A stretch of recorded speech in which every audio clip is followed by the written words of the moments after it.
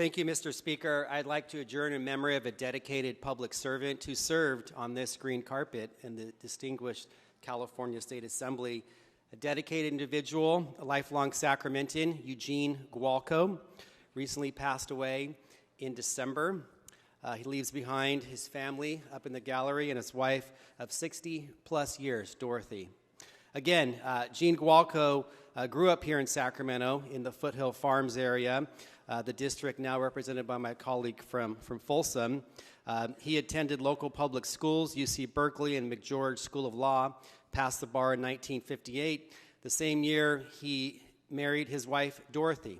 Again, she's up in the gallery with her family and her extended family and friends from the area.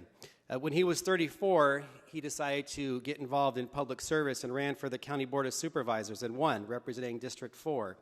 It's in the same time that he began raising his two young children, Gina and Larry, in a one-story home in the Foothill Farms, a neighborhood in the north part of Sacramento. He fought to increase access to public parks and won as the leader in creating and expanding our beloved American River Parkway. And he was very pleased the fact that we were doing the same thing in this day to expand access to our parkway.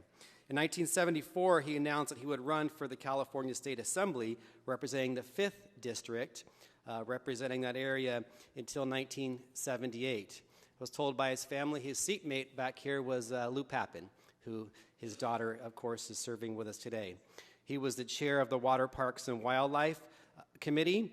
The AP called him California's strongest advocate of the environmental protection of the Tahoe Basin.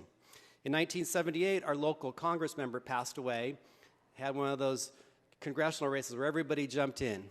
The mayor of Sacramento, a guy named Phil Eisenberg, a first-term city council member named Bob Matsui, and the assembly member here from Sacramento, Gene Gualco.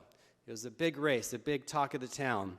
He didn't win that race, but a few months later, he ran into a young governor named Jerry Brown, who says, you know what, I have other ideas for you. Why don't you serve on our Sacramento Superior Court? And later on, he said that loss in that race was the best thing that ever happened to him because he loved serving in the judiciary. He was an outstanding member of the California Superior Court, known for upholding workers' rights, reproductive care for women, and he was involved with the banning of the assault rifles in our state. He was often said he was a tough judge because he insisted that the attorneys were prepared and ready to serve in the courtroom. After retiring from a judge in 1994, he still wanted to serve, and so he was tapped to help the Sacramento County Child Protective Services Agency and reform that agency and look at their systemic failures for our kids. In retirement, he and Dorothy continued traveling abroad, spent more time with their family in the greater Sacramento area.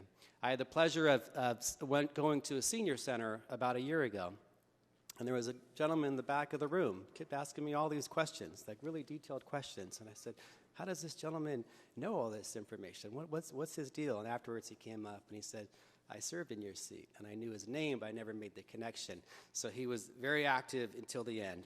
Again, we want to honor his memory here today with his family, and we ask that this great house adjourn in his memory.